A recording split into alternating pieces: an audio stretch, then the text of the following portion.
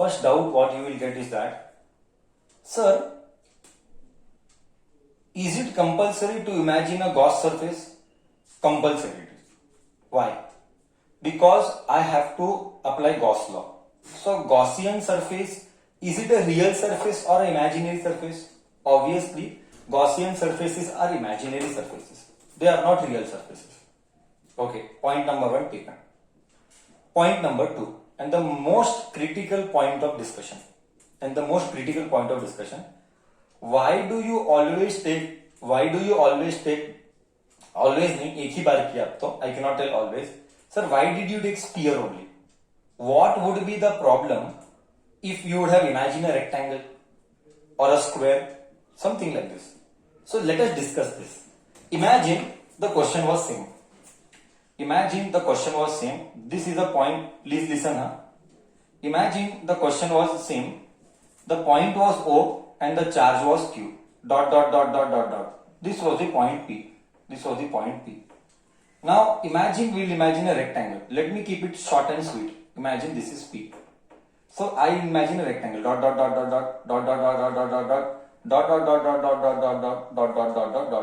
This is a rectangle now. Okay. Suppose I would have imagined a rectangle. Now see the problem.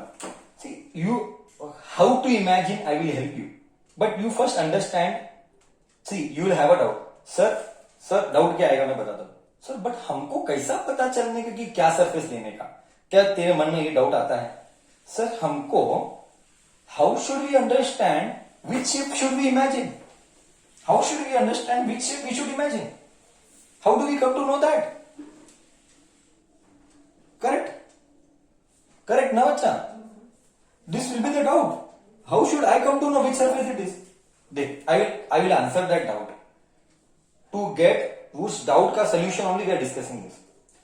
So if you take electric field here and the shape is a rectangle, so electric field is like this. Everywhere it will be like this. Do you agree? Electric field will be like this. Do you all agree till here? हाँ या ना तो बोल.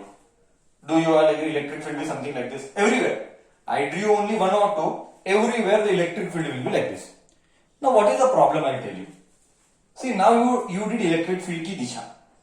Step number 1, imagine a Gaussian surface. Imagine किया. चल आगे बोल. Specify Disha of E. Sir, specified dishas of E. After specifying dishas of E, what is next step? After imagining or after specifying dishas of E, what is next step? Sir, specify disha of area vector. Correct? Direction of area vector. अब तू बोल, अगर ये ऐसा है मतलब imagine ये ऐसा है, देख ये ऐसा है. अब तू बोल इस साइड का दिस साइड का ऐसा है, तो everywhere will be perpendicular straight. Everywhere it will be perpendicular बोले तो इट विल बी एकदम स्ट्रेट लाइक दिस. ऐसा कुछ होता होगा, ऐसा आएगा. करेक्ट? सॉरी मेरा okay. Something like this. Do you agree? It will be horizontal. In short, ये साइड का area vector everywhere it will be horizontal. Do you agree? Do you all agree with this problem? हाँ देख, एक बच्चा बहुत बेहतरीन तरीके से आंसर किया है. एक बच्चा, हाँ आद्या बहुत अच्छी, एकदम करेक्ट. देख इधर ले, ये ऐसा आएगा, इधर ऐसा आएगा, इधर ऐसा आएगा, इधर ऐसा आएगा, इधर ऐसा आएगा. अब देख, इधर का थीटा देख, इधर का थीटा देख, इधर का थीटा देख, इधर का थीटा देख, इधर का थीटा देख. अब तू बोल प्रॉब्लम क्या है ऐसा करने में? सर हर बार साला थीटा अलग है. ये तो मार डालेगा. हर बार थीटा अलग है तो ये तो मुश्किल है. अब फील आया? अगर हर बार थीटा अलग है तो कैसे कैलकुलेट करेगा? हर एक का थीटा तो कैलकुलेट करेगा ही तो कैसे? It is not possible to calculate. So what is the learning? ये सेम कॉन्सेप्ट मैग्नेट में आएगा. जो भी इलेक्ट्रिक की दुनिया में हो रही है रिपीट टेलीकास्ट मैग्नेट की दुनिया में होगा, chapter number 4। I am telling you very openly one thing in physics, physics is not tough if you ask me, if someone is very dedicated, no, it is about understanding that logic. ओ ऐसा क्या, हाँ ठीक है, फिर बार बार वही logic लाने का, वही लॉजिक लाने का। सो मैं पहले ही बोल रहा हूं, exactly same Gaussian surface magnet में आएगा, कहानी रिपीट होने वाली है। ओके, टिल हियर मेरी भावना तेरे तक पहुंची कि अगर रेक्टेंगल अज्यूम किया तो हर बार थीटा अलग आएगा। दैट इज वाई इमेजिन और think of such a surface, imagine and think of such a surface कि हर जगह या तो 0 हो या तो 90 हो, या तो 0 होना चाहिए या तो 90 होना चाहिए, प्रिफरेबली। अभी तू नेक्स्ट क्वेश्चन पूछा, अगर नहीं आएगा तो तू टेंशन मत ले, वैसा आएगा नहीं। तू टेंशन मत ले, वैसा आएगा नहीं, ठीक है। ओके, या तो 0 या तो 90, अब तेरे लेवल तक तो वैसा नहीं आएगा। ओके, तो try to think of such a surface कि वो या तो 90 बने या तो 0 बने, या तो सब जगह सेम हो या तो हर एक सरफेस का अलग हो। मतलब क्या मैं बताता हूं। मतलब मे बी इधर के सरफेसिस को 90 आएगा, मे बी इधर के सरफेसिस को 90 आएगा, तो मे बी इधर के सरफेस को 0 आएगा, चलता है। एटलीस्ट किधर तो यूनिफॉर्म चाहिए। तू समझ रहा है मेरी बात, what I am trying to tell. टुकड़े टुकड़े में करेंगे तो भी चलेगा, बट यूनिफॉर्म तो चाहिए। This is wrong. थीटा कम ज्यादा, एक ही सरफेस पर हर बार थीटा अलग है, ये चलने वाला नहीं है। You have to think of such a surface by using your brain. I am giving you hint how to think of such a surface. For every surface angle is same और everywhere angle is same. Every surface और everywhere angle should be same. This is how you should imagine a Gaussian surface. अब बोल, क्या ये सबसे बड़ा मन की दुविधा, मन के अंदर का डाउट क्लियर किया मैंने कि मैंने रेक्टेंगल क्यों अज्यूम नहीं किया और स्पीयर ही क्यों अज्यूम किया। स्पीयर अज्यूम करने का फायदा क्या था? अब बोल, स्पीयर अज्यूम करने का फायदा क्या था? Come on, now you answer after telling moral of the story. 4 पाई, बच्चा बोलता है 4 पाई, क्या बोलता है रे, नॉनसेंस बोलता है। 4 पाई, पागल है क्या? 4 पाई नहीं था वो। Intention is not 4 pi donkey. Angle is same सब जगह, एंगल इज सेम सब जगह, that was the intention. Sure है? अब क्या अब मैं तेरे मन की शांति कराया? अब second doubt, sir charge Q, उसका भांडाफोड़ अब नहीं कर सकते। चार्ज क्यू का भांडाफोड़ हम कल कर सकते हैं, आज नहीं कर सकते। उसके लिए सेकेंड डेरिवेशन करना पड़ता है। सेकेंड डेरिवेशन में ही भांडाफोड़ कर सकते हैं। इधर तक ठीक है? तो मैं कुछ और आगे बात करता हूं। चार्ज क्यू का भांडाफोड़ हम कल के क्लास में करेंगे। अभी मैं कुछ और बातें करने वाला हूं। इसको छोड़ के और कुछ मन में डाउट आता है, you are free to ask. इसको छोड़ के मन में और कुछ डाउट आता है, you are free to ask me. If no, then I will take my discussion आगे। Now you tell me, Gauss के लिए डब्बा इमेजिन करना क्लियर है? Did you understand now Gauss का डब्बा इमेजिन करना? नो डाउट ओवर गॉस का डब्बा इमेजिनेशन। बिना सरफेस के डब्बा बंद किए गॉस लॉ अप्लाई नहीं होता है। सो जब भी डब्बा बंद करेंगे तो उसको छोटा सा डीएस करेंगे। अब तू मेरे को बोल, वो छोटे सरफेस को बड़ा सरफेस करने के लिए क्या करना पड़ता है? वो छोटा सा सरफेस इमेजिन करके डब्बा बंद करने के लिए क्या करते हैं हम? छोटे सरफेस को बड़ा डब्बा करने के लिए हमको क्या करना पड़ता है? सर इंटीग्रेशन, वो भी क्लोज्ड वाला। एक बच्चा मन में पूछेगा, सर क्या इमेजिन करते टाइम कंपलसरी इंटीग्रेट करते वक्त कंपलसरी क्लोज्ड ही होना है? बॉस गारंटी पे क्लोज होना है, गारंटी पे क्लोज होना है, नहीं तो गॉस लॉ अप्लाई होता ही नहीं है। गॉस स्टार्टिंग में ही बोला था, मेरा लॉ तभी अप्लाई करना जब डब्बा बंद है। अब ये मत पूछना मेरे को गॉस को ऐसा क्यों बोला? साले ऐसा होता तो गॉस लॉ नहीं होता, जेन लॉ होता, है कि नहीं? अगर ये मेरे को ही मालूम होता कि उसने ऐसा क्यों सोचा था कि डब्बा बंद, तो गॉस लॉ नहीं, फिर जेन लॉ होता है। करेक्ट ना? सो दोज क्वेश्चंस के answers I don't have. Okay, मेरा काम कितना है? नॉलेज लेके उठा के अप्लाई करना, मेरे को वो करना आता है। उसने ऐसा क्यों सोचा, हम कभी उसमें नहीं पढ़ते हैं। कोई इंसान पास्ट में ऐसा क्यों सोचा, यूजुअली उसमें पढ़ते नहीं है। हम यूजुअली ऐसा सोचते हैं कि बोला हुआ कॉन्सेप्ट को अप्लाई किधर करेंगे, हम कभी पास्ट नहीं देखते हैं, हम हमेशा फ्यूचर देखते हैं। अच्छा, उसने किया, सबूत है, सब हो गया, we did experiments, we verified the data, everything is accepted.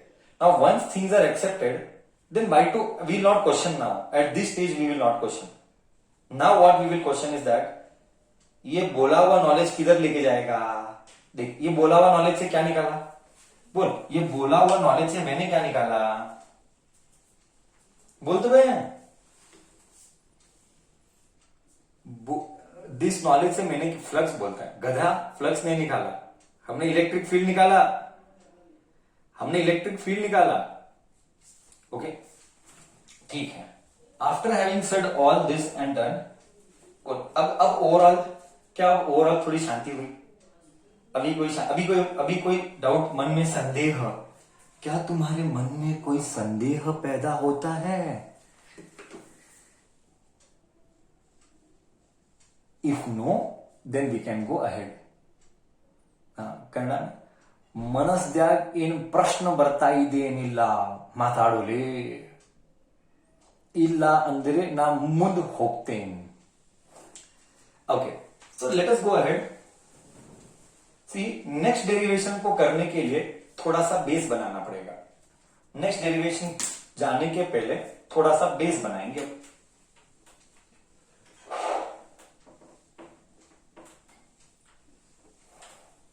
Next derivation बनाएंगे, थोड़ा बेस बनाएंगे। ओके, हमने एक बार किया था पास्ट में लीनियर चार्ज डिस्ट्रीब्यूशन, पर वो क्यों किया तो मैंने बोला ही नहीं था डिटेल में। मैंने बोला था बाद में यूज करेंगे, आज वो दिन आ गया। मैंने कई बार बोला था ये बाद में देखेंगे, आज वो दिन आ गया। इतना ही याद रख, तू ज्यादा हेडेक क्या भी मत कर, तू सिंपल फॉर्मूला याद रख, linear charge distribution is lambda, lambda is Q by L. जितने भी आगे डेरिवेशन चलाने हैं इसी को लेके चलाने हैं। Lambda is Q by L, तो ये क्यू इधर गया, सो लैम्बडा एल क्यू आया। करेक्ट है क्या? क्यू लैम्बडा एल आया, ये अगर याद है तुझे। Sir what is the real meaning of this, मैंने वो भी बोला था। ओके, चार्ज का यूनिट कूलम, लेंथ का unit metre. What do you mean by linear charge distribution, linear charge density? What do you mean by density, linear charge वाला? Simple है, एक पट्टा ले, वायर ले, कल यही करना है, कल वायर का ही डेरिवेशन है, कल के डेरिवेशन में जिंदा रहना है करके आज ये करना है। Okay, plus plus plus plus plus plus plus plus plus plus plus plus plus plus. अभी देख, ये ऐसा आएगा, ऐसा आएगा, ऐसा, ये जो भी लाइंस में झगड़ा नहीं करेंगे, लाइंस में हम झगड़ा नहीं करेंगे। Let us take length as 5 metre and let us take charge as 20 coulomb. ये सब चार्ज इज 20 कूलम। तो लैम्बडा क्या है? Lambda is Q by L. छोटा क्यू बड़ा क्यू का झगड़ा मत करना, भावना इज इंपॉर्टेंट, प्लीज अंडरस्टैंड भावना। Okay, so this is charge Q is 20, length L is 5, 4 आया, 4 कूलम पर मीटर। फाइनली क्या समझ में आया भाई? समझ में क्या आया? बहुत सिंपल सर, लैम्बडा बोले तो 1 मीटर पट्टे में कितनी चार्ज, 1 मीटर के पट्टे में कितनी charge, that is called lambda. तू समझा मैं क्या बोला? Did you understand what did I speak? 1 metre के पट्टे में कितनी charge, that is called lambda. So 4 coulomb per metre है, हमको इतना ही याद रखना है, इससे ज्यादा मेरे को चाहिए भी नहीं, इससे ज्यादा मेरे को कुछ भी याद भी मत रखना। Okay, this is the only thing you have to remember, more than this nothing is required, everything is waste, throw everything, remember only this. In this concept, remember only this. This only I will be using आगे. Okay? So I know very well now. Sir lambda बोले तो sir 1 metre में कितनी charge? That's it. Topic close. So if lambda is q by L, what is q? So q is lambda L. Did you understand? Similarly, after linear we had surface charge density we had, and when we had surface charge density I told sigma को बोला था Q by A, area बोला था. Sir कुछ नहीं, ये linear है वो तो 1 डायमेंशन, ये सरफेस है तो ये 2 डायमेंशन है, लेंथ और ब्रेथ मतलब मीटर स्क्वायर आएगा. तो इधर आता है coulomb per metre square. So sigma का मतलब क्या? सिग्मा का मतलब है सर 1 मीटर स्क्वायर में कितनी चार्ज. ये 1 मीटर में था, ये 1 मीटर स्क्वायर में था, तो एरिया आया तो सिग्मा आया, लेंथ आया तो लैम्बडा आया. दिमाग में डाला, लेंथ आया तो लैम्बडा आया, एरिया आया तो सिग्मा आया. तो इसका क्यू क्या होगा? इसका क्यू क्या है? ये इधर गया, सिग्मा है. बरोबर, इसका क्यू क्या है? सिग्मा है. बोल, तुझे गया नहीं गया? अब तुझे गया नहीं गया वो बोल. अब तुझे गया नहीं गया वो तो बोल. अब मैं वो भांडा फोड़ कर रहा हूं, वो charge Q, I am telling you that भांडा फोड़. I told you step that third, skip that third step. I am doing that भांडा फोड़. और why did you skip third step? I will tell you the reason. वहां पे charge अकेला था, एक ही था, इसीलिए नहीं आता है. यहां पे चार्ज अनंत है. कल के डेरिवेशन में एक चार्ज नहीं होगा, अनंत चार्ज होंगे. तब अनंत चार्ज कैसे निकालेगा? ऐसे, Q is equal to lambda है, Q is equal to sigma है. इसीलिए फर्स्ट डेरिवेशन में Q नहीं आया था. सर Q क्यों नहीं आया था? Q क्यों नहीं? Why we did not consider Q? Now give reason. Sir, why we did not consider Q in first derivation? Sir, why we did not consider Q in the first derivation? Because it was alone. Because it was alone. Now you understood the meaning. Now did I did bhanda phod of third point also? Did I do bhanda phod of third point also? ये सब छोड़ के अभी कुछ और doubt आता है तो तू बोल. इसका मतलब कल से क्यों आने वाला है? क्योंकि एक चार्ज नहीं है, अनंत चार्ज है. अनंत चार्ज आने, सरफेस है तो ये सरफेस है, ऐसा अनंत चार्ज आएंगे, अनंत. Am I sensible to you all? Now you all are still most welcome to ask any doubts if you have.